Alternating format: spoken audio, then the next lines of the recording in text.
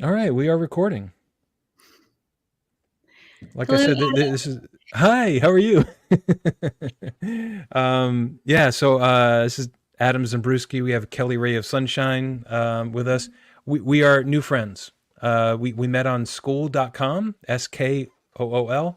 That's a very new thing for me, Kylie. I'm learning. I think it's what drew me into that was the whole community aspect because um, I technically am like a coach, but um, uh, some people call me a consultant. People call me a hotel asset manager. Some people call me a hotel operator or a manager, mentor. I mean, there's a lot of different names going around there. I just wrote a newsletter article about the fact that we just make up names now because yeah, I'm the director of hospitality at a real estate company. It's like, what is that? Like, isn't everybody the director of hospitality? So you are in the, can I say where you are? Please do. Yes. You're in the Cayman Islands. That is so awesome. I can tell you, I have never spoken to somebody that's actually in the Cayman Islands currently. Spoken to a lot of people that said they've been there, but you're actually there and you're on a task force assignment working at a luxury hotel. I am. So I love that you started the conversation just a flow of significance of titles because sometimes growing in the career, you get so stuck on I need to be a director, I need to be a general manager, I need to be this title, and it becomes your identity. And through my career of luxury hotels, it kind of naturally, organically came. So the Kylie Ray of Sunshine nickname, right? We talk about nicknames. So if you were to have a nickname, and it's focused on what you do, but more purpose driven than just the transactional. I am a coach, I'm a consultant, I am a like that's to speak the language so people understand what you do. But the fun creative side that is bigger picture is what is your ideal title, and your dream title is director of hospitality. Like, how amazing is that? Mine started as entry level manager growing through the career. So my story is server assistant to general manager by 30, and then also went the path post COVID of consulting, coaching, training, mentor, those similar words. Um, Nice. and through my entry level stage, middle of my career of being in management, I found front office manager on the property gets hit with solving problems, and can you do it in a positive way? And that was the gap that I found. So I started to get called the director of happiness because I said we can do this in a positive way, and went down positive psychology path and combined that in service. And so my nickname, if you see LinkedIn, it'll say Director of Happiness or Chief Optimism Officer. I recently self-proclaimed a promotion for myself to be a COO and giving that a new title. Because if you go to someone and say, I Yeah. need to speak to the manager, and you're in raw angry mode, I mean, you're managing emotions, emotional intelligence, and you're managing the practical problems that exist. But sometimes it's deeper than that, and really working on creative problem solving is fun for the service with a smile training that I put together. But through my career, that point of the title is it's more fun when you get introduced as a director of hospitality, is it not? Yeah, it is. I mean, and The if I smile. was a guest that had a problem, right, and I'm like, rawr, and I'm speaking to the director of hospitality, I know I'm like, wow, okay, it would actually make me, it would disarm me a little bit. So this is the right person to be talking to, So I even though say every person's the right person, but it doesn't matter about title. But that's I like that. It's using the psychology of it in a and smart I way, think in a positive way. everyone can be if you own it. So before I had the physical official title of manager, I was a front desk agent back in the day, like before 2008 when the recession hit and everyone got impacted, right? We Yep. cut a lot of staff. If you remember years ago when I first started in the industry, we were loaded with managers for managers on top of managers, and they were always in meetings doing bigger picture things and focusing on all I the was one details. of the I was a regional, back to titles. I was a regional director of operations at a company, and my region was the Mid Atlantic region between like New York and Washington D.C. And I had about 20 hotels in operation that was part of my region, and about 5 or 6 hotels at all times that we were pre-opening or in development. Most of them were branded Marriott and Hilton. Most of them were select service. We had a couple luxury boutiques around 2007, 8, and then 9, and then during the recession. I agree with you. Everything started to change a little bit after like 9/11. After that happened, there was some reducing of roles such as HR and above property training and development. And then we came back pretty quickly, and then the recession hit, and it lasted probably a bit longer than anyone expected, but it was a deep dip, and all those managers, and that really it hurt our industry in many ways, not from a financial perspective, but from like the optimism to say, like, if I was a front desk agent and I saw my front office manager working every day, and that was inspiring to me, and then I saw maybe a general manager, I said, wow, I can do that, and then maybe someday I can do that. Who does the general manager report to? Oh, they report to a regional director. Wow, I really like people and training. So back then I might say like, hey, maybe I'll start working for the HR department and start doing some training. But then what happens when those roles are eliminated or spread out?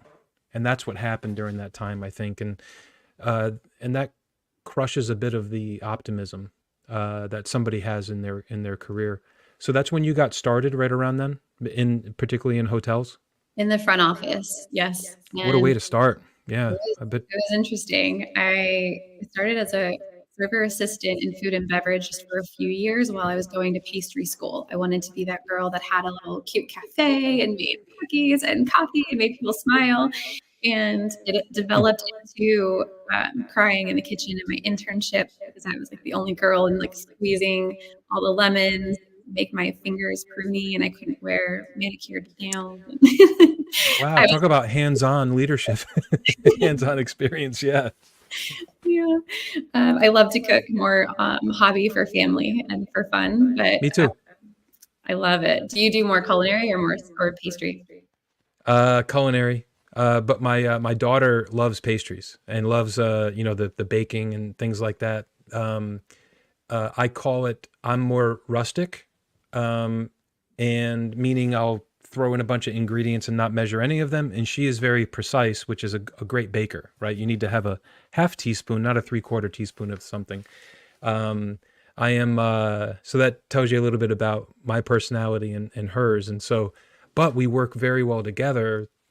It's very similar to how we work together with people in hotels, right? We're very different backgrounds and personalities, and you have some people that are very precise and like things have to be just right, and then you got people that are more like blah and like this is what we're gonna do. Let's write the plan as it's happening, and that's more like me. And I actually got started in luxury in a place that didn't have luxury before. I grew up in southeastern Connecticut. I was born in southern Rhode Island and grew up in southeastern Connecticut, and it's not known for much before the early '90s. It wasn't known for much other than being where the General Dynamics and defense contracting, and there's some really nice destination places like Mystic, Connecticut that have like the tall ships and revolutionary times and nice tourist development. They got the ocean and the bays over there and the places to come. And it's mainly known as a stopover between Boston and New York. But then the Mashantucket Pequot tribe owned, thousands of acres, Native American reservation, and they got approved for high stakes bingo in like $10,000 a hand in the '80s, and then that grew to being approved as one of the. They were the, I guess, innovators, or I guess first massive Native American tribes that got approved for poker, slot machines, online gaming, and eventually full-on casino. So they opened up Foxwoods Resort Casino, or Foxwoods Casino, right at the year that I graduated high school. And so they were like, you can be a hot dog vendor. You can work in the warehouse. And I was like, I went to the interview and they're like, you should be a hot dog vendor. So I was like, okay, cool. And then like I went there one day, my first day, and they said, you're going to work in the warehouse. I said, okay, no problem. So I worked in the warehouse where like they brought in everything. All they had was restaurants, and at that time, and they were just getting started with the slot machines. And so I was part of the crew that like helped bring up the slot machines up into the floor and helped bring up all their giant cases of food to the restaurants. And then I went to college for a couple years. Was not a good student. I was super interested in working, but I was also super interested in other things at college other than studying. But I did go to school. I worked through school. I worked at Foxwoods, and then they opened up on New Year's Eve, 1993. They opened up the resort. Frank Sinatra was their opening act, and I wasn't working at the hotel yet, but I was still working in the warehouse. And I told my boss, I said, I want to work there. I want to work in a hotel. I just knew it. I knew everything. I was like, I want to meet people from around the world. I'll do anything. I'll sweep the floors or whatever. And so later that summer, I started working as a coat check, and then a concierge, and then a front desk agent very quickly. And after about a year and a half, that's when I stopped going to college, and I really dedicated to become a manager. And at that time, back to titles, they had front office shift managers, and then they had one front office manager, and then they had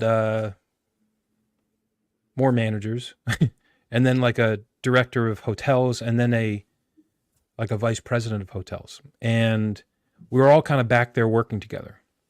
And I just absolutely loved it. There's so much love in working there. It has lasted me for, 30 years. And so eventually I had the same goal. I stayed there for like 4 or 5 years, became a front office shift manager. I was one of their youngest there.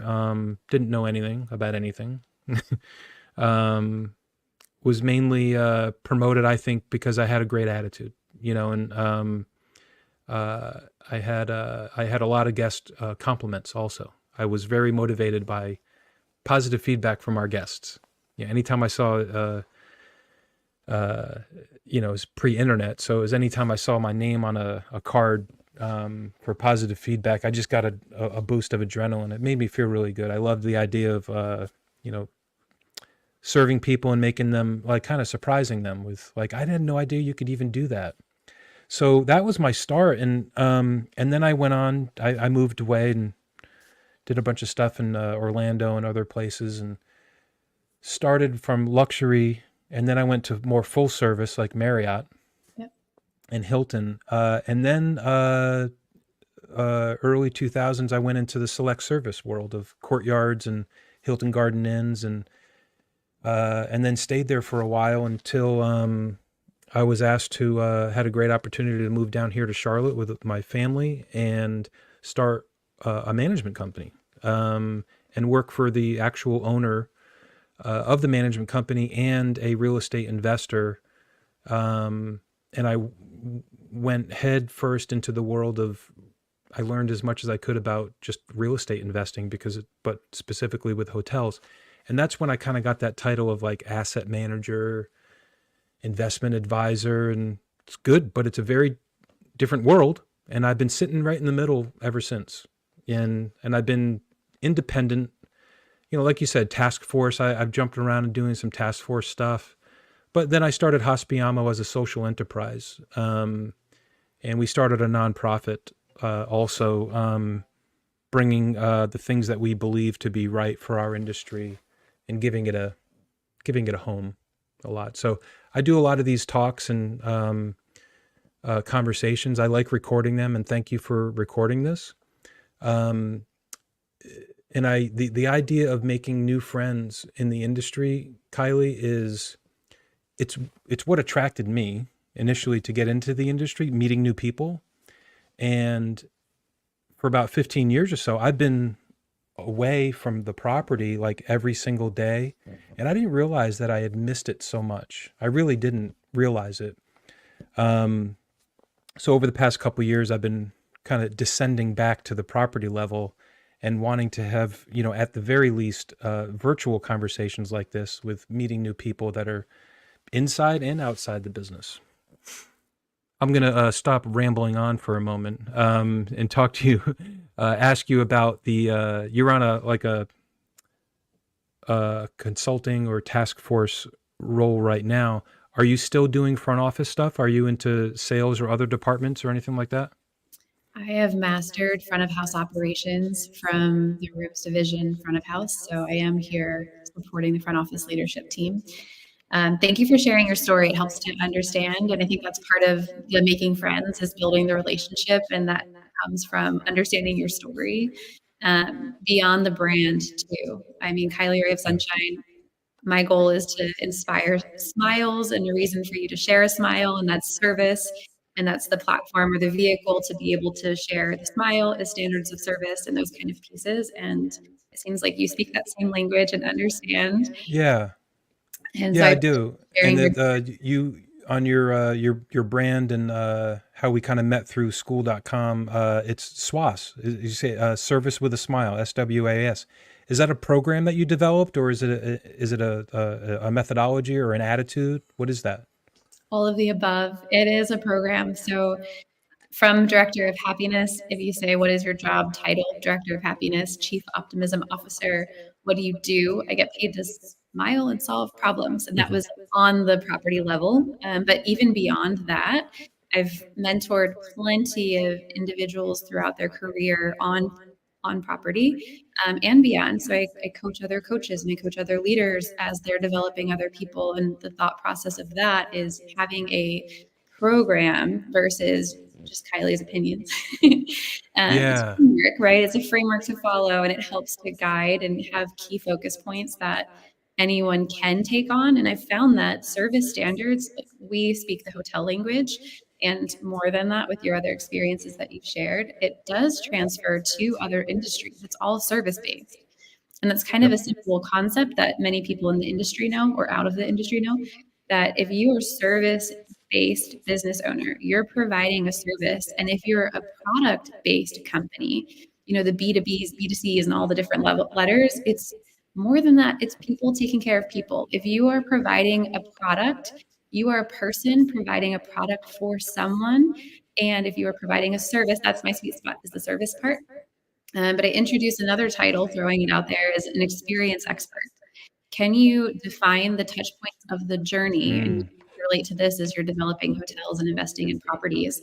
What does the journey look like for your owners, for your employees, for your guests? It's a process. Your pre-arrival, your arrival, your in-house, which is all the good stuff, the departure, and then the biggest piece that most people miss out on is the post-departure phase.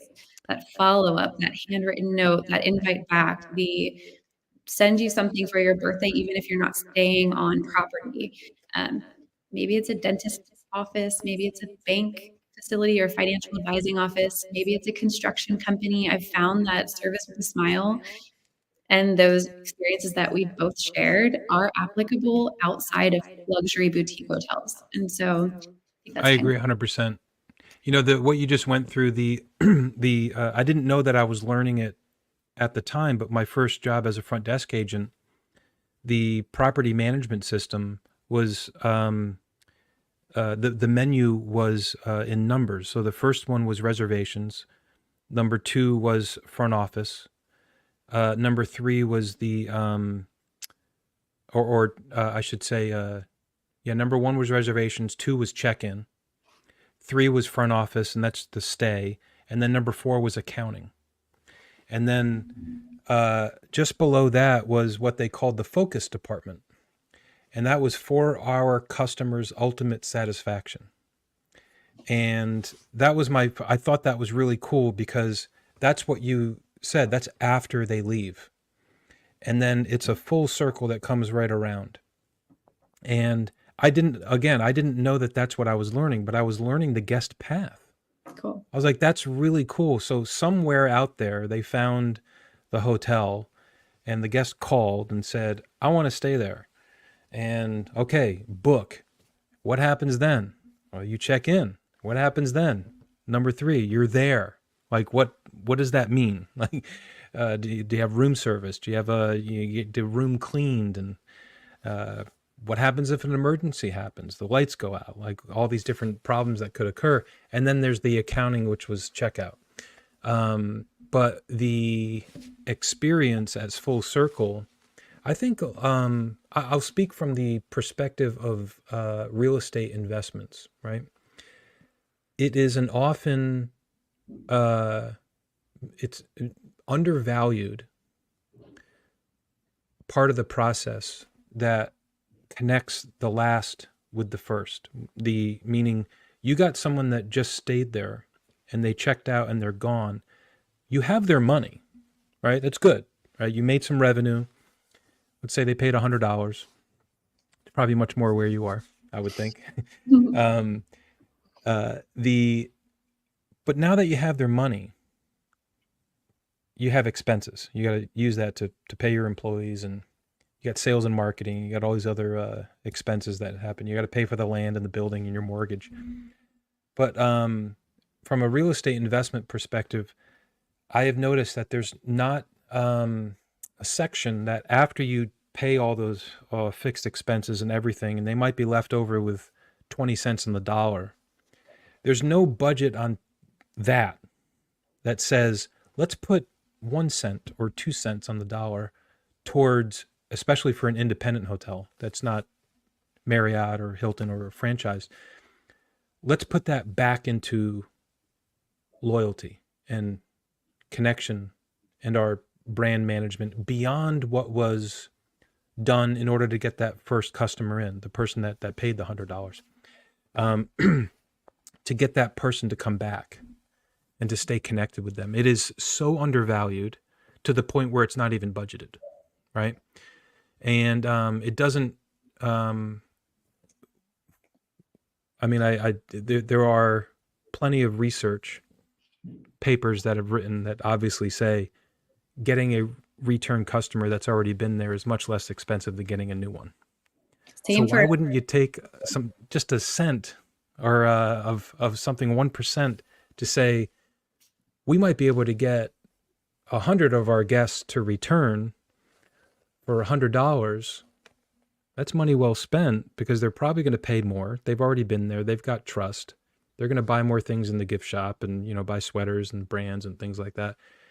Or let's think about spending $500 to go get 100 more guests that have never stayed here before. It just makes no sense. And so it's money well spent.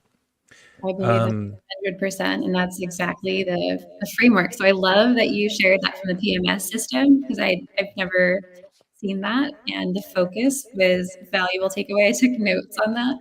And I think a lot of it is back in the day with all of those managers, even though we had so many managers, when I was a front desk agent very at the beginning, I found the opportunity from a culture of a luxury hotel that instilled empowerment and ownership in the even line levels. So if someone came to the front desk before I knew the director of happiness concept, I was a front desk agent and I said, okay, what would my manager do? Because they're in meetings all day. If I tell the guest, oh, I'm sorry, they're still in meetings, they're doing big manager things, but they're not here to say, I'm sorry, your light bulb burnt out and we fixed it. Like these little things that are a big deal to the guests. Sometimes the managers have higher best use of other things that can you train your mid-level leadership or your line level employees to have that empowerment to be, I'm the acting manager on duty is what I would tell people because they didn't want to talk to me as a title, a traditional title of an agent. And I said, I'm stuck in this place as a agent. And yes, I'm new, but they don't know I'm new. Like they don't know. They just want someone to fix their problem. And if they don't have the manager tag or the extra hat or whatever it is, it's just building trust. So I said, you know what, the official manager on duty title, shift manager is away from the desk. I'm the acting manager on duty. Can I help you? And that changed, I guess, psychology back then. I didn't realize what it was, but to be able to shift it and build the trust to say, oh, you can help me. And you're providing that extra open arms of saying, I understand that you need to be cared for. I'm here to nurture and care for you and say, this is the challenge that you're expressing to me. This is how we can fix it. And this is the extra degree. Like that little Right. framework of service. And your point is it's loyalty, it's quality. Back in the day, they used to have director of quality and manager of quality. And some of my favorite persons in the industries were the science of customer service and the engagement and Mm. full engagement. And there's a book called The Power of Full Engagement. And then you could get me on a whole nother tangent. It's a whole nother conversation. Good. My first job when I went to Orlando, Florida, and I started working for Marriott. I was actually working for Interstate Hotels, a franchisee. Eventually, they got they're part of Aimbridge now, and they have what 1,600 hotels under management. But that was my first experience working for a branded property. It was a 500 room Marriott in Orlando, and my first job was the director of guest services. No, sorry, guest services. Yeah, manager of guest services or something like that. GSM, guest services manager. I had enough experience with my first job at Foxwoods to have been a manager. I didn't know anything about the financials. I'd never even seen a P&L before. But I knew the night audit. I worked the night audit. I was the manager of night audit. I knew about team building and the responsibilities. I knew about emergencies and solving problems. And so I think that at the time that was a new position, direct manager of guest services. And I had a boss that was the director of quality. And I was like, that's awesome. It's so great that that position exists. And it doesn't really exist that much anymore. But that's okay. It probably has a different title. It's been spread out. I think have you ever worked for Marriott? Almost 10 years of my life was You Ritz did. Carlton. Yes. Oh, very cool. So you know about the learn process. Yes. Yeah, that's very cool. So it's amazing that there's tens of thousands of people that work in hotels they probably have their own kind of like acronym. But for our, I make a joke, Kylie, saying we have millions of listeners and watchers, but to our millions of fans out there, the learn process, Kylie already knows, but it's an acronym that means listen, empathize, apologize, react, and notify, or respond and notify. Back then they said react. When I Yep. first started, they said, no, that's too negative. So now it's like respond. And so it was at Foxwoods, they didn't say learn process, but they gave us this amazing training, and they called it something like diffuse or disarm or something like that. It was like a diffusing. And the visual was when somebody's upset, a guest is dealing with something, to you, it might sound like they can't get into their room because their key doesn't work. But to them, they are a bomb that could potentially go off because they just went up to their room, tried their key. They might have kids. They might be doing something else. They might have to go to the bathroom. And then they have to go all the way down and say, my key didn't work. And they taught us this empathy, essentially, to say, in your own mind, I got such a wonderful training, and I always thank them publicly because it was so amazing as a young person to say, oh, it's probably a really big deal to this person. And even if I roll my eyes, that's going to potentially explode the situation. So what do? You diffuse it. And Yeah. how do you diffuse it? And so they gave us the process, and the learn process was I remember going through it, all my Marriott training, which I think is phenomenal. I still remember like every minute and have done it a few more times. The listening part, that's how I eventually did the learn process in my personal life. You know, my wife will tell you. she she used to get upset because you're pulling that learn process, aren't you? I was like, I'm listening, I'm empathizing. But it's great life training, so did you get your start at a Ritz-Carlton? Is that where you oh, that's awesome. I Such just did. amazing way to start your life in hotels. I love That's that the you greatest. connected it to personal too, because I think that that's a big miss in a lot of properties, and maybe that's independent as well as the big companies. Um, the large corporations will say the employees are their greatest most important asset in the service commitment to their guests. And something that I really, really love, being classically trained Ritz-Carlton for almost 10 years, and the first 10 years of my career was mastering the Credo card, something that you may have known from reading the gold standard or going through the industry of your own. I know that Marriott had gold standards or service values, I guess, are what they're called, service values. The Credo card is such a magical concept that is a pocket of values. So any industry, any company, we'll say any company that has taken the time to define their core brand values, their mission, their vision values. I've worked with one of my favorite mentors. It was a privately owned ranch resort in Texas. He's run a chemical company and just done incredible business in the music industry. I mean, he's in a lot of things. And he calls it MVV, mission, vision, values.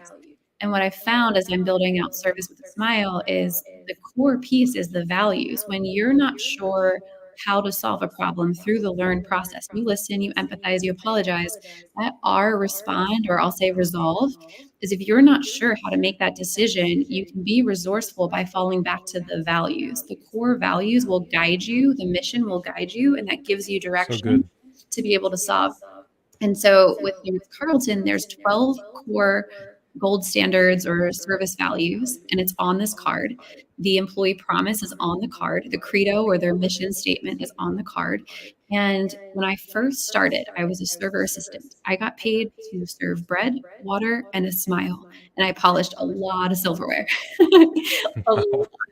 And also, you said Orlando. I started at the Ritz-Carlton Grand Lakes, Orlando. Oh, you did. Hmm? I quick story. So I was in 1999, I think, probably maybe early 2000. I was in that role, director of or manager of guest service at the Airport Marriott in Orlando, and we got a visit. It was I was working late. I worked like I think the 1 to 11 shift, but I was like, I just loved it. I worked there all the time. So it was like 9 o'clock at night, and somebody, it was like the bellman or somebody like that, said, "Hey," and at that time of night, it was probably a Tuesday. It wasn't. We didn't have like a ton of managers there. The general manager had gone home, and I think I was probably like the highest ranking person, that was a manager. They're like, "We have people here that's from Marriott. That they want to do some inspection." I was like, "Oh, what?" And you know who it was? It was Horst Schultz. Yeah. I did not know who he was at the time. It was Horst Schultz and his corporate, for those listening, Horst Schultz, look him up, Ritz-Carlton. The co-founder of Ritz-Carlton, former president of the company. He's written books. I've had the pleasure of meeting him as well at one point in my life, and just give me chills. the gentleman. Yes.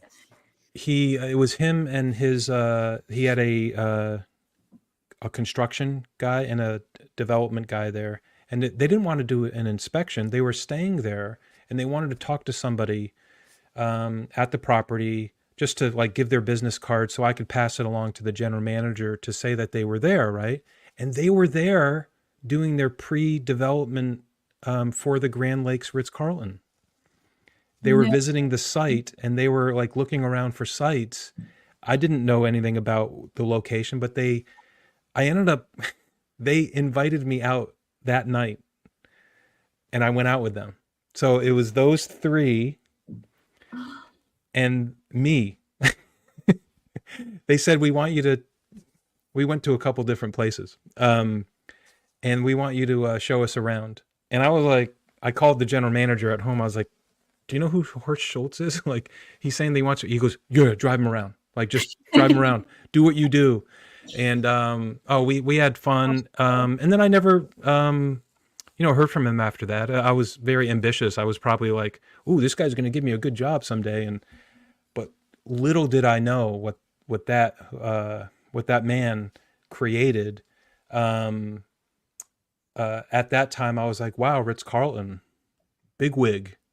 But I was very early in my career, and I didn't realize the influence and the impact that man, and also Ritz-Carlton has had on our industry. And I have since gotten his books and read them and watched all his videos. I'm so, I guess, envious of you for having worked there for so long. It's such a beautiful, beautiful story and company. And yeah, that was pretty cool meeting him. And you got a chance to meet him.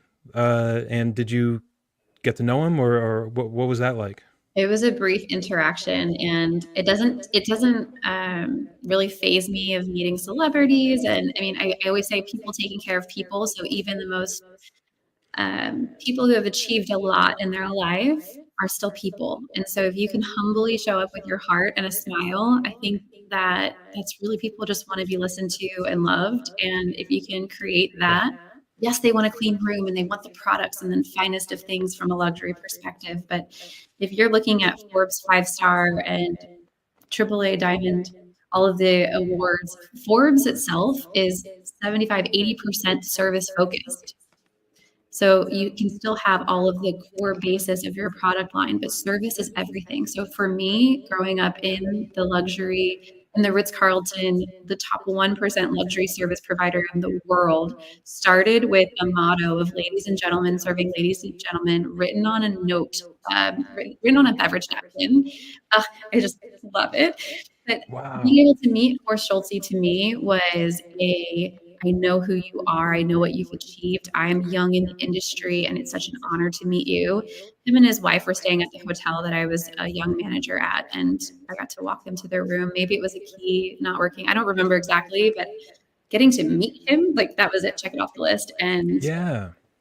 just forever a fan by the way that his first impression was true to what I understand and admire about the brand. It's to be one of the co-founders who created it, but also lives it actively is so respectful. I just honor that and love that so much. I'm glad that you said the word honor. It's an honorable profession. Very specifically, sometimes when I say we, just we in the industry of hospitality, say, we forget about using the word hotel specifically. And even if you look it up, like hotel industry, it'll come up hospitality industry, right? It'll come up, whatever. And it confuses people. And to the point where I did my own research project around the terminology that we use in the industry. And for a while, even companies that I helped to start, and you look up all these hotel management companies and real estate investors and hotels and whatever they might be, they always use most of them, 90% of them use the word hospitality in their name rather than hotels. And there's a psychology around the reason why they do that, and I get it. But there is something very unique about the hotel industry, and I have been able to boil it down to a couple facts, and that is it has to do with three facts. It has to do with the frequency of transactions, financial transactions, paying with your credit card, coming in, checking out, buying a bag of chips. The guests are high frequency transactions, whereas a restaurant, you purchase something and you eat and then you pay and you're out. The second one is the number of employees at the property level. It's a significant portion for all you out there. Usually it's like 30, possibly more percent of the entire expense budget, which is labor. And the number of employees that are there that work an 8 or 10-hour shift, there's a lot more than other pieces of real estate, such as office buildings or residential homes and things like that. And the third, the one that it wasn't shocking to me, but it was so obvious, and that is the length of stay. That when guests come in, it's 43 hours is the length of stay at this establishment at a hotel versus every single other service industry, Starbucks, Target, retail, that service is so important. So what does that mean to us in the hotel industry? I have found that that is what makes it mostly different. The fact that, you have a customer, you have somebody that's coming in there, and for 43 hours, comparing that to 45 minutes at the average length of stay at a Starbucks, right? Um, or, 4 hours at a Pearl Jam concert, or, just Pearl Jam's my favorite. And so Eddie Vedder's like my Horst Schulze. He's over there on my wall of fame there, my wall of inspiration. That's for another conversation. I'll tell you all about that. But the 43 hours. So what does that mean? It's I'm not I don't have a degree in psychology or anything like that, but Maslow's hierarchy of needs, that I wrote a bit of an article, mostly was a stream of consciousness, trying to understand what that means to us in the hotel industry. And it means that the longer that you stay, the more important safety and security is, and trust. And then you multiply that by about 10 if you're bringing somebody else with you, like a spouse or a child, or your boss, or you're part of a group or supervisor. All of that stuff is expanded, whereas it's still important if you walk into a Starbucks, for example, but it's not as important because you're not there for very long. So what are the chances that something's going to go wrong in 45 minutes versus the chance of something going wrong in 43 hours? I love the statistic of that. It's great to have the number. And it's just, it's a topic that I, for the past year, I got done with that. And again, it's an obvious thing, but I started really communicating to people that are technically outside the hotel industry, that might invest in a hotel. There might be an owner, there might be a management company, but I wanted to remind them of the how critically important those things are. And because there is just statistically, of course, you have a higher potential of things to go wrong, right? Do you know the comedian Nate Bargatze? No, but to be fair, he probably doesn't know me either. Funny. That's funny. I like that. Nate, what is his last name? Bargatze. Bargatze, I think, or maybe a K in there. No, but if you look him up, he's become pretty popular over the past few years. He's got a podcast, and he's known for his deadpan delivery. Norm Macdonald is probably my favorite stand-up comedian of all time, and very deadpan, and very self-effusing, maybe deprecating. Well, anyways, he said he has a kind of a few hotel jokes because he travels a lot with, obviously, and he's very clean. Like he doesn't swear, he doesn't talk about anything, like, so kids watch him and find him funny. And I won't try to replicate what he says, but he says, I travel a lot, I stay in hotels a lot, and I think part of the act was around technology and how we're all trying to like improve things and make things go faster and more efficient. And he goes, I was in the you can look it up on YouTube. There's a little short. He says, I was in my hotel room in the bathroom, and the light was on, and I used the bathroom, and then I couldn't find the light switch. And he says, I really looked, and I actually started crying because I couldn't find the light switch. And so I went out into the hallway looking for the light switch, and then the light went off. And so his joke was around the idea of like, hey, thanks hotel industry for trying to make things more efficient and like less touch and make me have to do less. And he goes, you know what? He says, I took offense to that because I'm really good at turning off lights. And he goes, I could go to any one of your houses right now and I could turn the lights off in your entire house. I'm really good. He goes, so give me some credit, hotel owners. I can do it. You don't have to do that. And so it was obviously a motion detector type thing. And you just reminded me of that. And it's, he probably doesn't know me either. I've never heard that before. That's I like that. Do you say that a lot? I've said it a few times. Sometimes it's just like, yeah, that's funny. I like that. I'm gonna use that.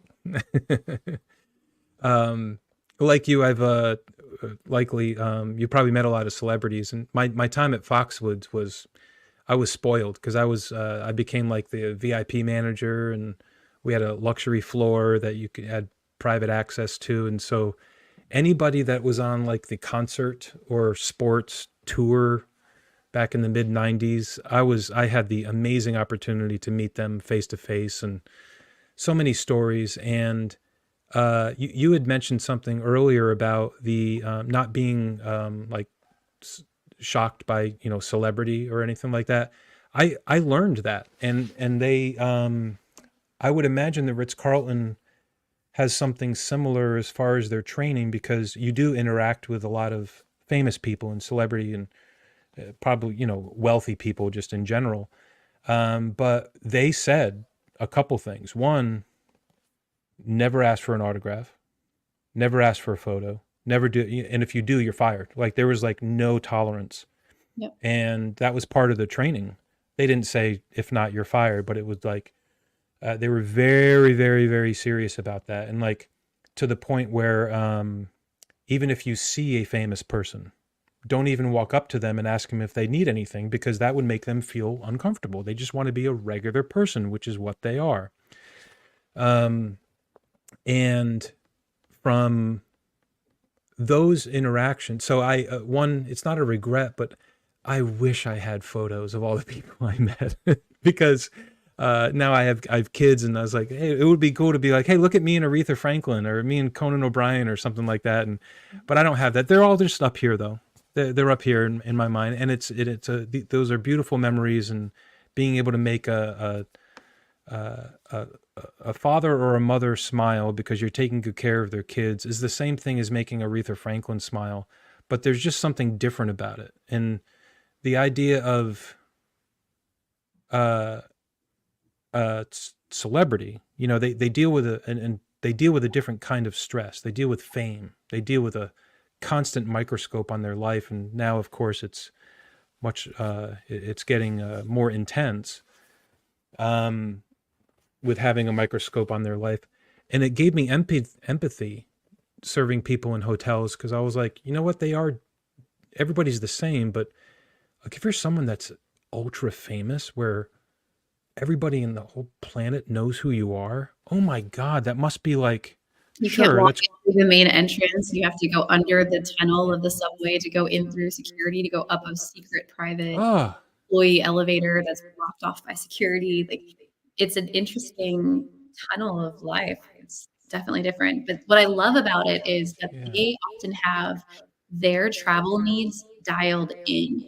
So it's a little bit more difficult to anticipate and personalize their service because it is kind of more at a distance. But I think that's a big message. If someone who is traveling, whether you're in the industry or whether you're just an average traveler or an avid traveler, wealthy traveler, not wealthy traveler, whatever you want to define yourself as, who are hmm, listening, millions of listeners, it's being sure to communicate. I think that's one of the biggest things. Communication will help 99.9% of any opportunity that will happen. We are in the human industry of service, so things will go upside down, but being human and taking ownership to find a way to sincerely say, I know I'm a stranger, I'm the manager on duty, but thank you for allowing me to help you, and having that communication. Before any of that even happens, that pre-arrival phase is so important. Celebrities will have their personal assistant communicate, or travel agent, or wealthy individuals will have their travel representative or executive assistant reach out in advance and say arrival time, departure time, transportation, what we need, king size bed, chocolate covered frozen blueberries, like whatever specific yeah. that they need. I've heard things like 17 specific rectangle Kleenex boxes. Is that the oddest or most unique request? They wanted 17 It was a specific, triangle shaped tissue like, boxes. you know, the long rectangle. My grandmother used to have them, like the Oh, old, yes, yes. not the square ones. Does that make sense? I mean, I guess they're all rectangle, but Yeah, the more flat, yeah, rectangle ones. Oh my God. And they, and it's these interesting, like, what? But it's their preference is, and to be able to act on it. If you say what you're looking for, it's a lot easier to prevent room for opportunity or for any opportunity to happen. You can say, this is what I clearly stated I need, and we've done everything in advance. So it's not day of arrival checking in. Oh, I brought 17 extra people. I'm just using 17 because of the tissue boxes. Yeah. I have all these extra people and I can't have a king bed and I need connecting rooms and I need an early check-in and I need. And if you can set yourself up as a guest to set up the team to be able to serve you better, not come in and say, do you know who I am? Do you know what I need? And we're like, we tried to reach out to you prior to arrival. We want to offer you the best experience possible. What do you need? And if you know what you need beforehand, like take 2 minutes and say, your concierge, I need this prior to arrival. Is this possible? What do I need to make it happen? If you want to guarantee an early check-in, if you want to guarantee an upgraded room, your package gives that to you based upon availability. My favorite 3 words within hospitality. Based upon availability. I'm running a fully occupied resort, 264 guest rooms. I can't upgrade every single Platinum Rewards member. I can't upgrade every single anniversary guest. Every single person who travels and has saved their life come here for a weekend wants all the things. But what are your needs? What are your non-negotiables? Can you communicate them in advance so that we can best deliver your first impression? Then leaves room from that foundation is already met. That leaves room for all the magic of over delivering for anticipation and extra care. And we know some of your preferences, so we can act on it. So, example, someone is here in Cayman, and it's him and his wife, and it's their first time here. And they spoke to the concierge in advance, only asked a little bit, can you help me with a dive trip or something about a boat trip, which is common because we're surrounded by the Caribbean Sea. So you should always go on the water or in the water or under the water and all the things. And so we met the expectations, maybe a little bit above and beyond, like a welcome amenity, something not too bad. I spoke to the guest and they said, it just seemed like communication could have been improved. And so their experience is they're world travelers. They're usually going to these elite hotels overseas in Europe and in Asia, and they have WhatsApp and text and speed dial and premium suite guests at this property give you that personal concierge. You're not paying premium at an executive suite. Not every single guest in this property have a personal butler, personal concierge. Right. So we have the general team providing service, and they're stretched sometimes. So for what he was expecting was elite suite, one-on-one attention, and he received still luxury service, but not at that level. So his expectations we didn't meet. Anybody else would have been, wow, this is great, loved the boat trip. But he had some disconnects, and he shared that with me, and he appreciated it. So we were able to make an adjustment based on what he needed by understanding what his preferences are. But above and beyond, by understanding that he's in a new territory, he's at a new hotel on a new island, not knowing anybody or anything, and simply wanting to go on a dive trip. And he mentioned a question about, is in addition to the driving map, is there a dive map? And I worked with another concierge. She put together a pretty printed on the cardstock of a dive map and made this really cute island themed, dive themed amenity, send it to the room as a welcome to paradise. So happy you're here. We have a text message platform, so we can text a guest, and we often do throughout their stay. We just didn't have him registered into that platform, and that's exactly what he was looking for, that communication.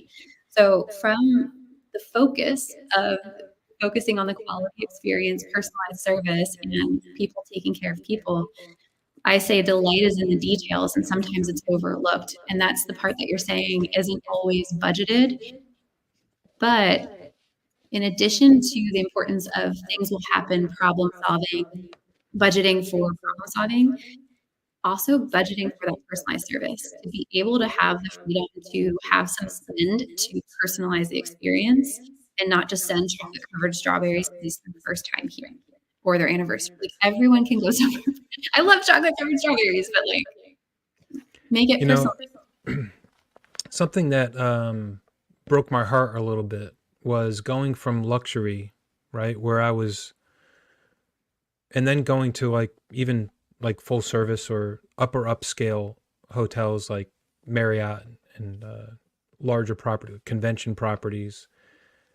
at Foxwoods, on a scale from 1 to 10, uh, front desk agent, concierge, manager, whatever it might be, I was regularly part of something that had a high guest expectation, right? So, or a guest expectation before they arrived, because it was a special occasion. It might be, going to a casino with your boyfriend or girlfriend or whatever that is, or on a date.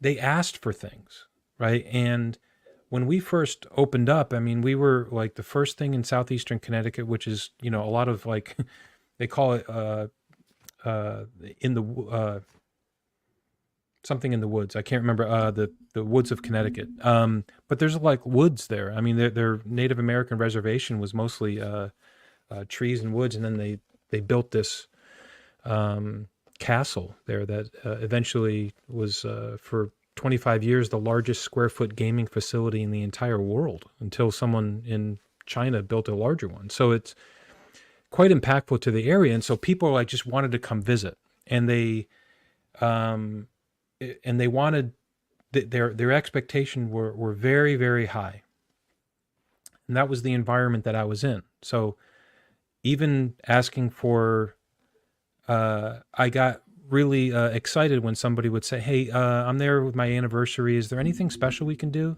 I'd be like, "Oh yeah, man, we can do this. We can do this. We can do this."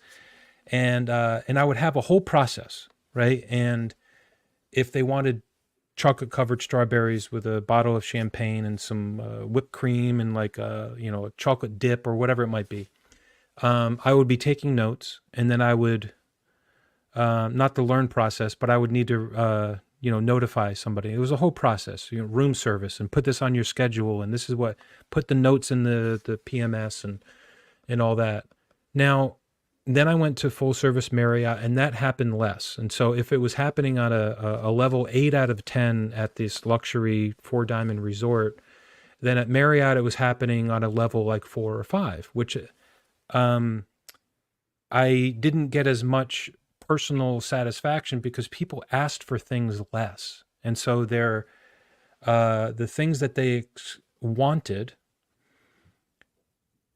and expressed by saying, "This is what I want," it decreased.